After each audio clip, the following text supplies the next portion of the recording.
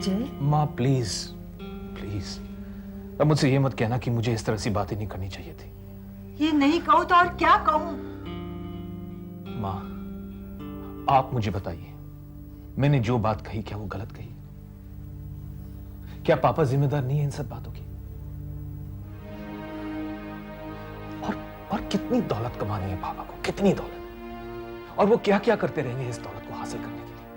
दौलत जमा करने की चाह में पापा ये भूल गए कि खून का रिश्ता क्या होता है। मां, क्या वो ये नहीं जानते थे कि गंगा का बेटा दरअसल मेरा ही खून है, मेरा अपना खून है? उन्हें जरा भी तरस नहीं आया? मां, गंगा जो भी कर रही है ना मां, अपने बेटे की मौत का बदला ले रही है खुद। मैं आपसे पूछता हूं मां, अगर आपके साथ ऐसी घटना घटी होती, अगर किसी ने आपकी गोद से मुझे छीन लिया होता, तो आप क्या करती? क्या करती मां? औलाद की खुशी दौलत से कहीं ज्यादा होती है मां, कहीं ज्यादा। शायद पापा ये बात भूल गए हैं।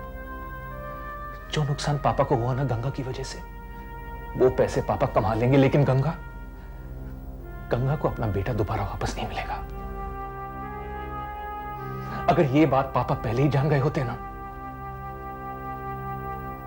तो इतनी तबाहियां नहीं होती मां, नहीं होती।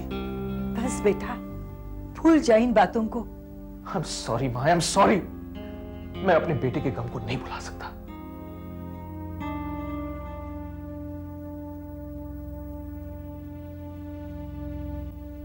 देख बेटा, मैं जानती हूं तेरा दर्द, फिर भी मैं यही कहना चाहूंगी कि तुझे गायत्री और उस बच्चे की भी फिक्र करनी चाहिए जो इस दुनिया में आने वाला है। इन उलझनों और परेशानियों की वजह से उस मासूम का भविष्य किसी अंधकार में न चला जाए। तुझे उसकी फिक्र करनी पड़ेगी बेटा।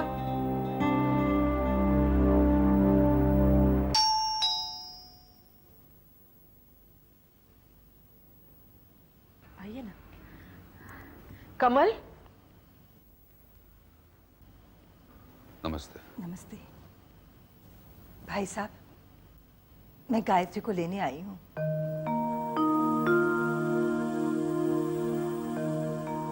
देखिए भाई साहब, तूफान तो हर एक की जिंदगी में आते हैं और चले जाते हैं। उसका सारी जिंदगी अफसोस करना कहाँ की अक्लमंदी है। अब बैठे तो सही।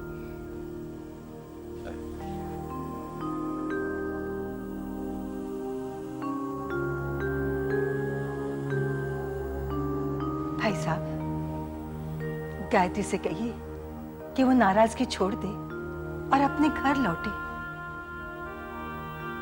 अब शिकायत के लिए बचा ही क्या है? ना गंगा का बच्चा रहा, ना उसका कोई दावा, ना ही अजय ने गंगा को अपनाने की कोई बात की है। देखिए भाई साहब, आज अजय जिन हालात से गुजर रहा है, ऐसे वक्त में गायत्री का उसके पास रहना बहुत जरूरी है। बहन जी, गायत्री समझदार लड़की है, दुख दर्द तकलीफों को समझती है। और फिर वो गंगा के पास उसके बच्चे की मौत का दिलासा देने उसके पास गई थी। फिर कैसा गुस्सा और किस बात की नाराजगी?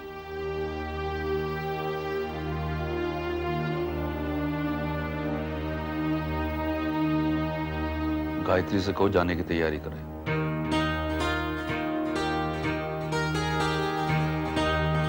मिस्टर मल्होत्रा, मैं आप लोगों को मुबारकबाद देना चाहता हूं कि जो बेबी फूड हमारी कंपनी तैयार कर रही है, मार्केट में उसकी डिमांड है।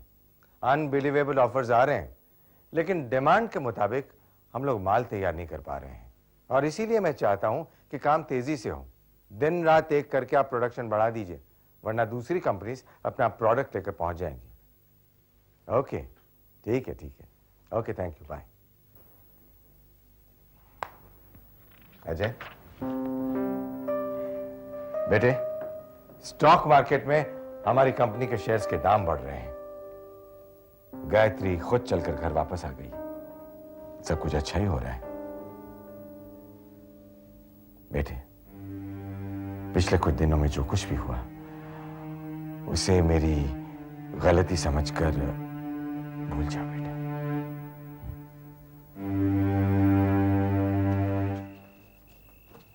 तो जल्दी करो भाई, जल्दी।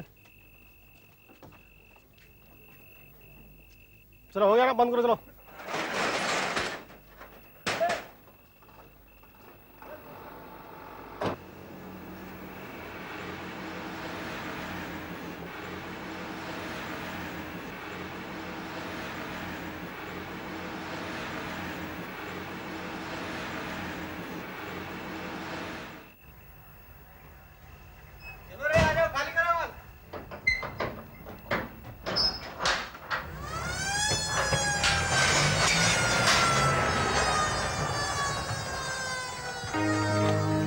क्या है इसमें? हमें पता चला इसमें गैर कानूनी सामान है। देखना जरा, दिखाओ दिखाओ दिखाओ दिखाओ क्या है।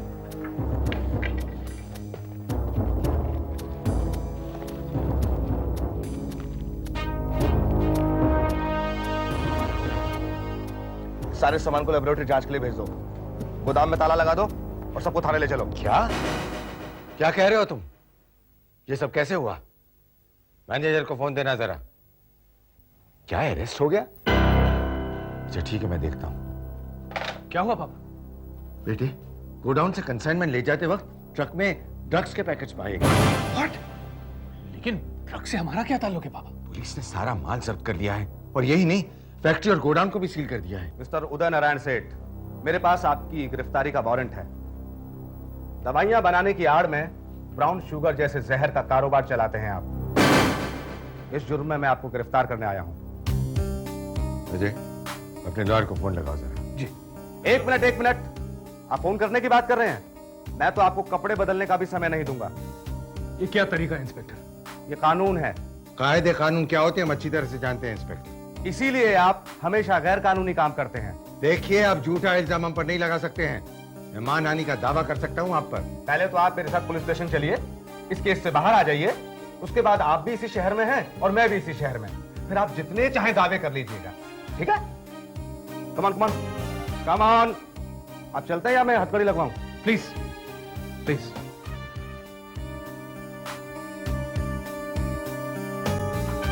सुनिए, क्या हुआ? क्या बात है? आप इनको लेके कहाँ जा रहे हैं? सुमित्रा, चिंता की कोई बात नहीं। अजय, अपनी माँ को संभालो तुम।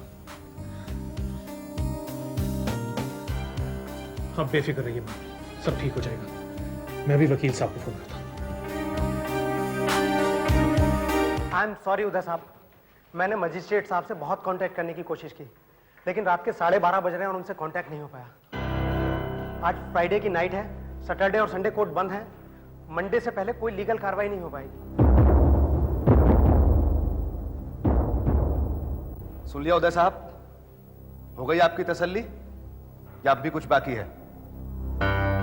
हवलदार साहब को ले जाकर बंद कर दो।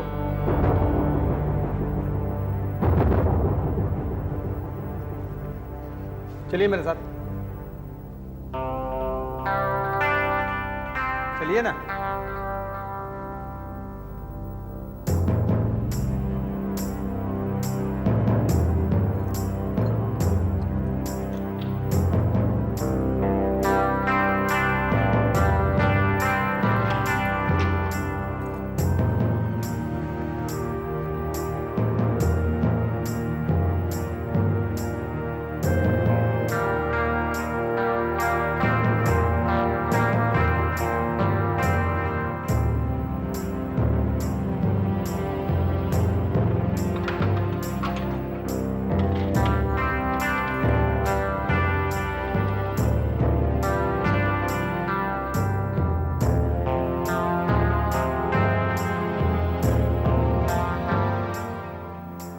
अब आप लोग भी जाइए।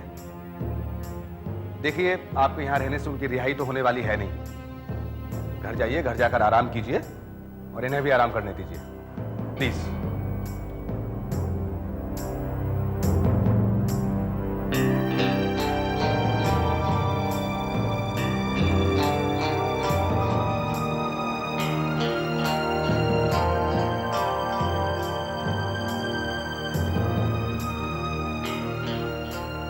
आप क्या कर रहे हैं? आप भी जाइए।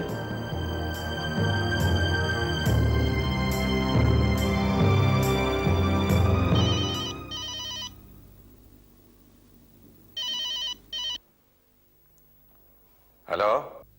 सेठ जी, क्या सुन रहा हूं आपके बारे में? कहाँ हैं आप? कल की हेडलाइन के लिए आपकी फोटोग्राफ और पूरा स्कैंडल मेरे सामने पड़ा है। अब आप ही बताइए क्या करना है। मुझसे पूछ रहे हो कि क्या करूं? एक लफ्ज भी मेरे खिलाफ मत छापना। सेठ जी, आप तो जानते ही हैं मेरे बस में नहीं है। मैं तो यहाँ सिर्फ एक मुलाजिम हूँ, पेपर का मालिक तो कोई और है। मुझसे पैसे लेते वक्त तो मालिक बन जाते हो, यहाँ पैसों का लेन देन नहीं है इसलिए नौकर बन गए। खबरदार एक लफ्ज भी मेरे खिलाफ छापा तो। सेठ जी, मेरी समझ में नहीं आ रहा कि आप तो बड़े पक्के खिलाड़ी थे, आप इस चपेट में कैसे फंस गए? एक काम करो विशाल, यहाँ जेल में आ जाओ, यहाँ सब कुछ तुम्हें समझा देता हूँ, समझे? बेशर्मी की भी हद होती है। सेठ जी, मैं तो आपको फोन करके फंस गया।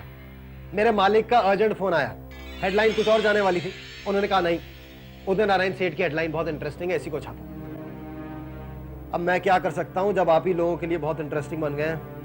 सेठ जी, ये जर्नलिज्म खेल ही जादू का है। हर वक्त अचानक दुनिया के सामने नए नए आइटम पेश करने लगते हैं, और दुर्भाग्यवश कल के आइटम आप हैं। Shut up.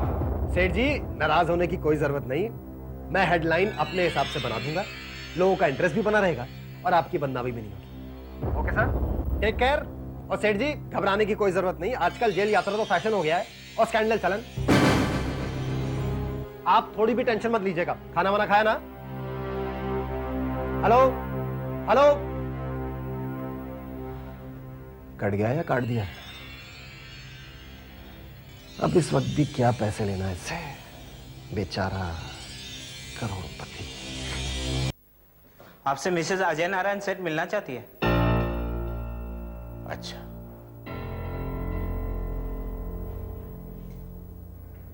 गायत्री।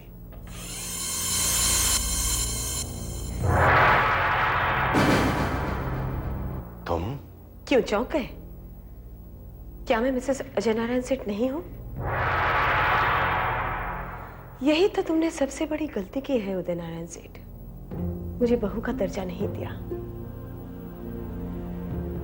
और शायद इसीलिए कुदरत ने तुम्हें अपने दर्जे से इतना नीचे गिरा दिया कि एक जानवर की तरह पिंजरे में कैद होकर बेचैनी से आजाद होने का इंतजार कर रहे हो। कहां गई तुम्हारी वो करोड़ों की संपत्ति, वो शान और शौकत जिसके नशे में तुम चूर थे? ना तुम्हें गंगा का मंगलसूत्र दिखाई दिया और ना सिंदूर। आज वो सारी चीजें मिलकर भी तुम्हें इन सलाखों से आजाद नहीं करा सकते। इंश्योरेंस कंपनी से करोड़ों ना मिलने से ये दूसरा वार कैसा रहा मिस्टर उदय नारायण सेठ? तो क्या ये नुकसान भी? कोई शक? सिर्फ यही नहीं, तुम्हें होने वाले हर नुकसान की जिम्मेदार सिर्फ गंगा ही होगी। अगर तुम्हें किसी और वजह से तकलीफ पहुंची तो मुझे बड़ा अफसोस होगा कि वो तकलीफ मेरी वजह से क्यों नहीं पहुंची। और ये सिलसिला चलता रहेगा। तुमने ये बात कई बार सुनी होगी, जिसका कोई नहीं होता उसका वो होता है। ये समझ लो, ये सजा तुम्हें उसी की अदालत से मिली है। लेकिन ये सब तुमने किया कैसे? तुम्हारे फैक्ट्री से सामान का ट्रक निकला, पुलिस ने उसे रोका, तलाशी ली। तुम्हारे लोगों को उलझाकर उसी पुलिस ने तुम्हारे सामान में ड्रग्स रख दी और इल्जाम तुम्हारे सर पे आ गया। तुम ये सोच रहे होगे कि पुलिस ने ऐसा क्यों किया। एक्चुअली वो पुलिस नकली थी, मेरी भेजी हुई। उसके बाद उस ट्रक को असली पुलिस ने पकड़ा और आज तुम इस हालत में मेरे सामने हो। ये थी तुम्हारी इतनी बड़ी बर्बादी की छोटी सी दास्तान। पत्ते तोड़ देने से पेड़ नहीं गिर जाता, बेवकूफ औरत। सही कह रहे हो, लेकिन पेड़ को जमीन से उखाड़ फेंकने के लिए शुरुआत पत्तों से ही करनी पड़ती है। मुस्कुराहट में दम नहीं है उदय नारायण सेठ। तुमसे तो अच्छे तुम्हारे ऑफिस के चपरासी मुस्कुराते हैं।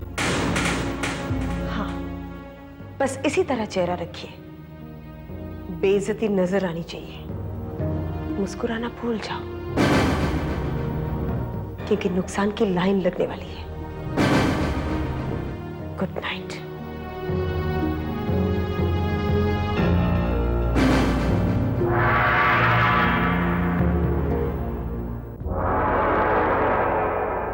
झूठ ही तो लेगी ये दुनिया, झूठ का कारोबार करेगी। कुदरत सच के साथ रही है, कुदरत सच के साथ रहेगी, कुदरत सच के साथ रहेगी।